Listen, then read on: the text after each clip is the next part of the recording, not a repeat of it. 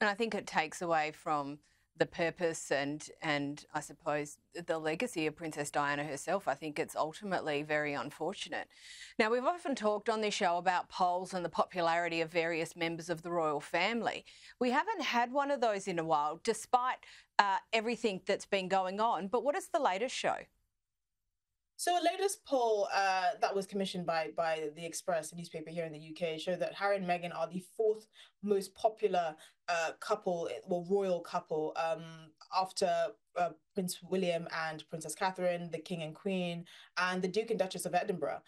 So it's I mean, they were only above, I suspect, Prince Andrew and his no longer wife, which wouldn't make them a couple, but effectively they're the least popular couple, royal couple in here in the UK, and that's not surprising. I've always said that this couple didn't really stay as working royals long enough to have any skin in the game. A lot of their grievances, as they put it, seemed a bit trivial because it felt like they kind of just had a go at it, tried it, didn't like it, didn't feel like they were given everything that they wanted, didn't really stick around to actually try and make it work long enough. I suspect the pressures on the couple to have children as soon as possible, because obviously they were getting on in years, also added an extra dimension that made their difficulties with adjusting to their role in the royal family quite difficult. I often say that Harry was quite irresponsible in the way that he tried to shoehorn Meghan and their marriage into the institution. I think they should have stepped back, had children, figured out their family life before they kind of delved into the complicated circus that is being working royals, and actually taking it seriously, and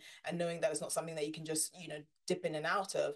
But in effect, they've really not endeared themselves to the public, and you can see that in the way that they've struggled to adjust afterwards. I mean, they left on the kind of their freedom flight, as we saw in the Netflix documentary, and ever since then they've really struggled to find their feet. I mean, Harry released Spare.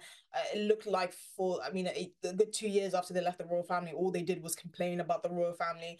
And then when they did try and do something for themselves, it fell through. Their Spotify deal got cancelled unceremoniously.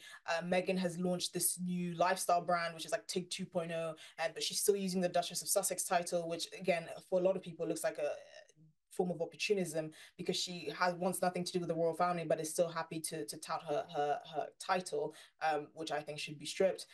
Prince Harry is, other than the Invictus Games, he really seems to be quite listless and drifting in the wind. And it's probably a lesson about sticking to something even when it's difficult, and not always having your way. But effectively, the public are not very happy with the Duke and Duchess of Sussex. I don't think they care about them very much, but I don't think they're anything to write home about. And like I said, the sheen has worn off, and clearly that is reflected in these poll results.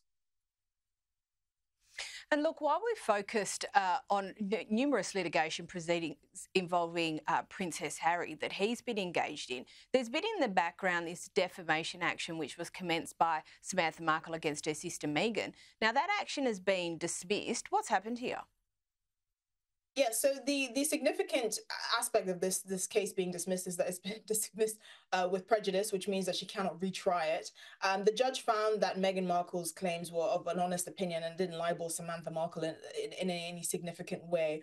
At the end of the day, she did use a different surname up until 2 months before Meghan announced that she was dating Prince Harry, and then she changed her name to Markle. So, in the judge's eyes, it was a genuine opinion. Why would you go by a different name, and then once I'm dating this man, and my own name has suddenly skyrocketed in terms of commercial value, you're now choosing to adopt my surname, even though as Meghan states that they weren't close at all. So I'm not surprised that the judge threw this case out. But the wider conversation about Meghan Markle and her family relations is always going to remain an interesting one, because many people use that as a way to justify why it was so easy for her and Prince Harry to walk away from the royal family, because she doesn't seem to have any kind of family loyalties outside of her mother. I mean, the only person that attended her wedding was her mother, not even her cousin. She had all these A-list celebrities that I'm sure up until the royal wedding really weren't interested in Meghan Markle at all. She had, George Clooney and his wife and Oprah and all of these,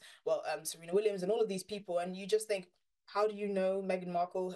How is this sort of person that's only known from one series suddenly be mingling with all these A-list stars? So the wider conversation about her family relations still a bit of a mystery to the public. Everyone remembers that lawsuit and that letter that she wrote to tug at the heartstrings, that she forgot that she wrote and leaked to the press and all of that drama. So in terms of Meghan's entire sort of family setup, we will never know, but it looks quite complicated and too complicated to get into. But I'm not surprised that the judge threw out this case, because it is a valid point. She didn't use the last name Markle up until 2 months. 2 months until Meghan announced that she was dating Harry. Now, another week and another celebrity connection to the Sussexes. This time, Harry is spotted hanging out with Kris Jenner's boyfriend.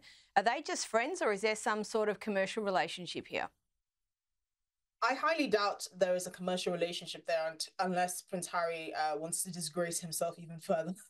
They were seen skiing together in Aspen in Colorado, alongside the founder of Bumble and a few other kind of, I would say, B2Z list celebrities. I don't think it's anything to write home about. Again, a lot of this, and from a lot of the kind of images that we're getting from Harry's jet-setting lifestyle, he just seems quite listless. He seems quite lost in the wind. I mean, this is someone who grew up in the royal family, who then joined the army, and I think he should have stayed in the army. You would think that the life in Britain, in the royal family, in the kind of service that he was allowed to do in his role, would have meant a lot more to him. I don't think it's particularly satisfying to be seen with Kris Jenner's now partner, a family that are known for prostituting themselves and for having ludicrously proportioned backsides. I don't think that's exactly where he thought his life would go, but this is where he's led himself. Esther Krakue, thank you for those insights as always.